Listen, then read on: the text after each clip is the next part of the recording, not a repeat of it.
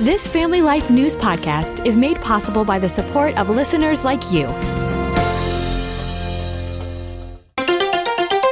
Next on the 5 o'clock report. We can stop this war. He had transcribed some handwritten notes from secure meetings within the White House. The last rallies were on June 14th, President Trump's birthday. There will be 2,600 protests tomorrow. This is the 1725 Galbraith Tavern site. We discovered it and are slowly excavating it. Now, let's go to the newsroom. Good afternoon and welcome to the broadcast. I'm Family Life News anchor Sarah Harnish. On to the end of a second war. Ukraine's President Volodymyr Zelensky is at the White House today to meet with President Trump.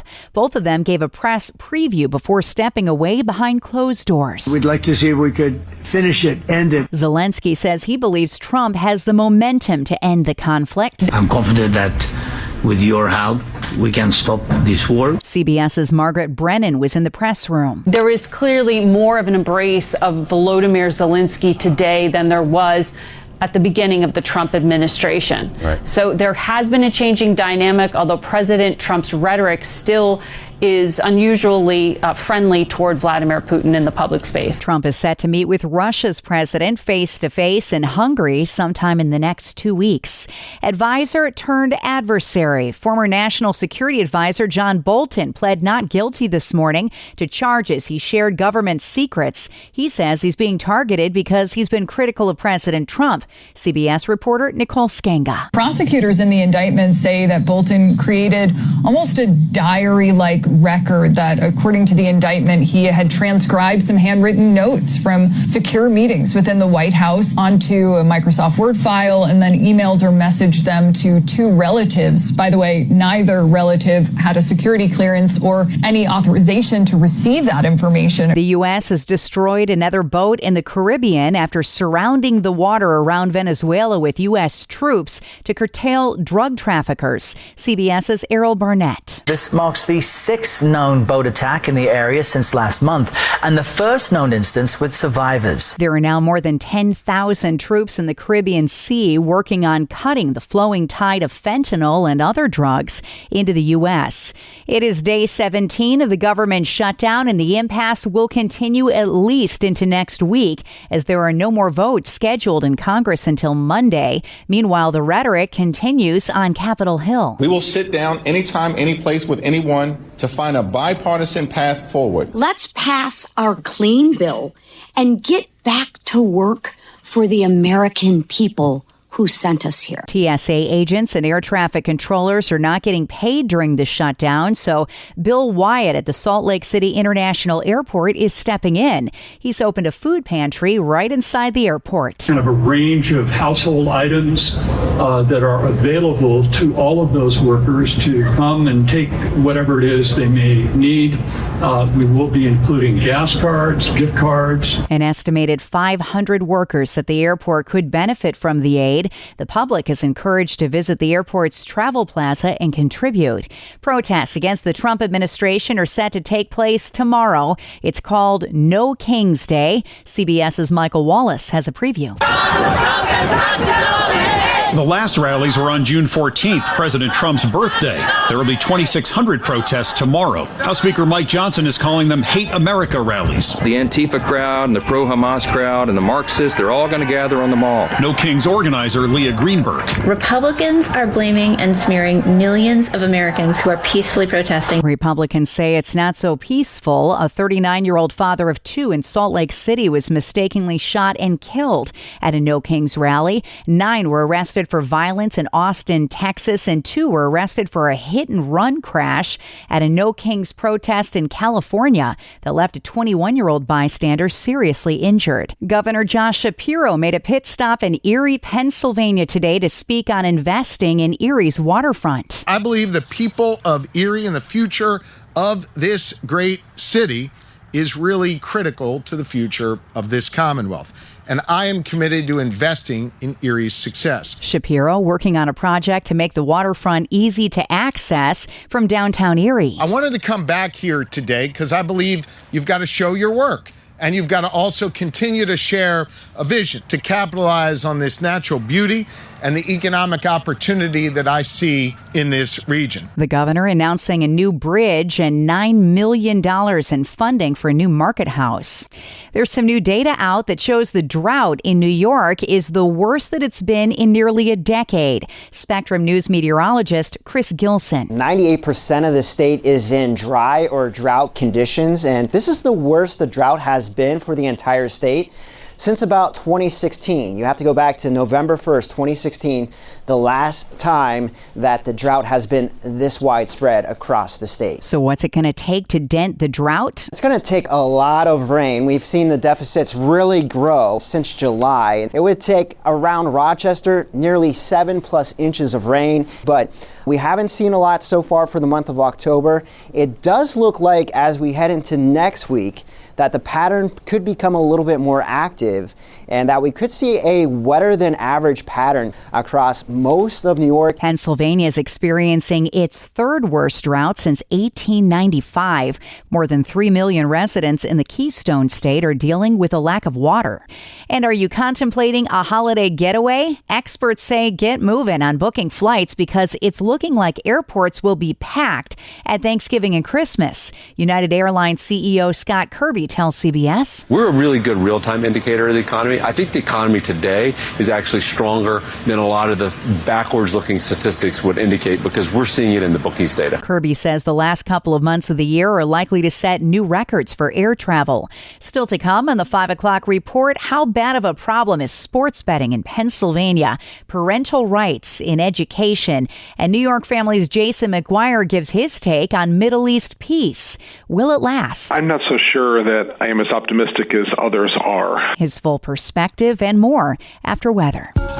I'm Kevin Williams, and here is your Family Life regional weather forecast. For tonight, we'll find a good deal of cloud cover with a passing shower. Low temps generally mid-30s to mid-40s. Tomorrow, chance of a morning shower in central New York. Otherwise, clouds thin for partial sunshine, warmer, high temps 60s and low 70s. It's a warm, breezy day Sunday, early sun then cloudy, late day, nighttime rain and thunder with high temperatures into the 70s for many.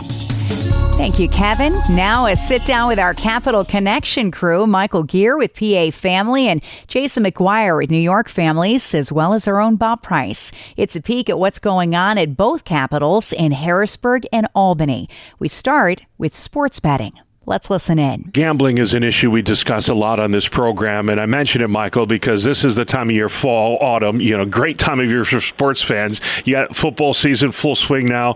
You got the postseason baseball going on. Unfortunately, though, there's a lot of sports betting that goes along with that. How big of a problem is this in Pennsylvania, and what has been the net effect of legalized sports betting in the Commonwealth? Well, just listen to these statistics. In 2024, Pennsylvanians wagered over $8.4 billion, that's billion with a B, on legal sports betting here in the Commonwealth. And that resulted in losses totaling more than $500 million in those wages.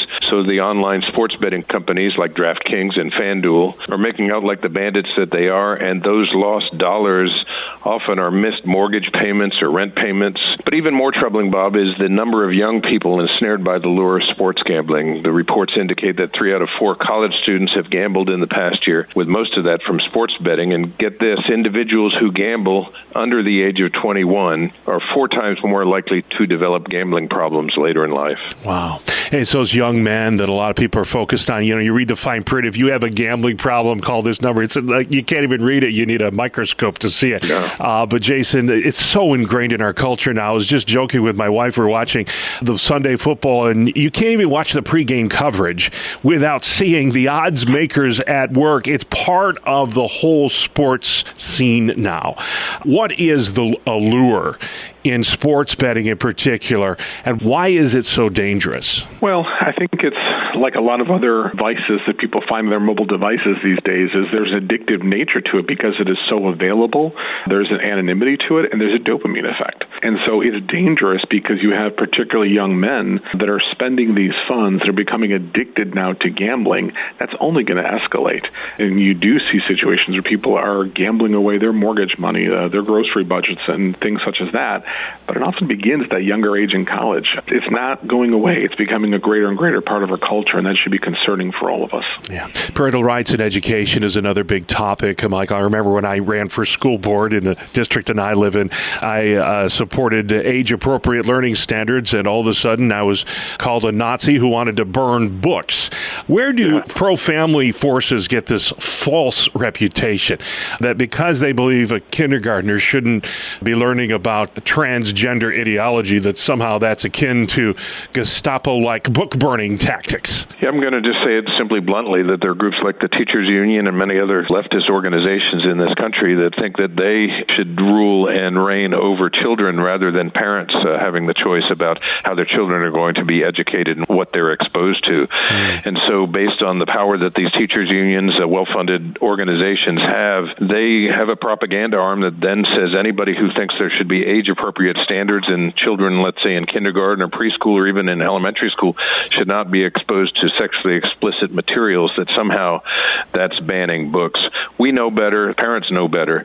We provide those resources to help parents make the right choices for their children. And then finally, Jason, we would be remiss not to bring up the historicity of what we witnessed in the Middle East this week. Of course, winning the war and winning the peace are two different things entirely. There's a long way to go here, but are you optimistic that for the first time in a long time, we may be achieving a lasting peace in the Middle East? I'm not so sure that I am as optimistic as others are. I think we're beginning to see that already. Is there good things that have occurred here? Yes, there is. But unfortunately, there has been war in that region among those peoples for literally thousands of years. And we know that true and lasting peace will not come without the return of King Jesus, the Prince of Peace.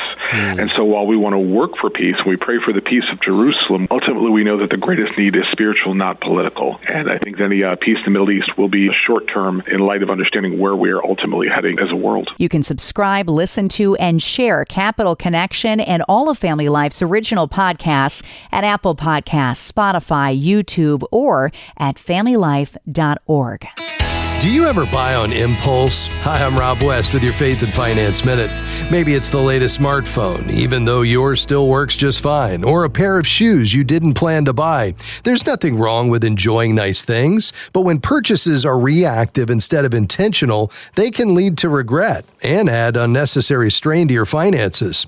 One way to build margin and make wiser choices is a 30-day list. Write down every non-essential item you want and the date you saw it, but wait before buying it. After 30 days, review your list. You might still choose to buy something, but you'll do it with greater clarity and confidence, not impulse. That shift toward thoughtful, intentional spending brings freedom and helps keep your financial decisions aligned with wisdom and stewardship. Discover the best Christian financial articles, podcasts, and videos by visiting our website, faithfi.com, or by downloading FaithFi, Faith and Finance from your app store. Coming up on the 5 o'clock report, history matters a lot to a group of college students in Pennsylvania. We'll tell you what they're unearthing in Lancaster County after a last look at weather. I'm Kevin Williams, and here is your Family Life regional weather forecast. The expectation for the weekend is some warmer weather will be arriving as a warm front crosses the region tonight, sending our temperatures tomorrow and Sunday past 70 in spots. With the arrival of a cold front, that'll spell rain and thunder to close the weekend and to start the new work week. The call for tonight, we'll find a good deal of cloud cover with a passing shower. Now, as chilly as recent nights, low temps generally mid-30s to mid-40s. Tomorrow, chance of a morning shower in central New York. Otherwise, clouds thin for partial sunshine, warmer, high temps 60s and low 70s. It's a warm, breezy day Sunday, early sun then cloudy, late day, nighttime rain and thunder with high temperatures into the 70s for many. Thank you, Kevin. Finally, at 5, some Pennsylvania college students are really digging into state history. A team from Millersville University has been spending a lot of time in a Lancaster County farm field unearthing the remains of a tavern that was around well before Pennsylvania was a state. This is the 1725 Galbraith Tavern site. We discovered it and are are slowly excavating it to study what it can tell us about the history of that time period. That's Associate Anthropology Professor Tim Trussell, who tells WHTM the Tavern building was around until 1905. Finds so far include a lot of old cow and pig bones from meals served there, along with pieces of ceramics used for serving. This student says they've also learned that digging into the past is a lot less glamorous than movie heroes like Indiana Jones make it out to be. It's just slowly scraping off layers and layers of dirt with a shovel or a trowel, and then putting it in a bucket and slowly sifting it and picking through everything. Students will now organize and document their finds, which will be kept at Millersville's Archaeology Lab for further research. And that's the world that we live in for Friday, the 17th of October. I'm Sarah Harnish, and this is the 5 o'clock report on Family Life. Thank you for listening to this Family Life News podcast. If you've been encouraged by what you've heard, please share it with others and click the subscribe button to automatically receive future episodes. Family Life is a listener-supported ministry. Podcasts like this are made possible by your financial partnership. Find out more at familylife.org.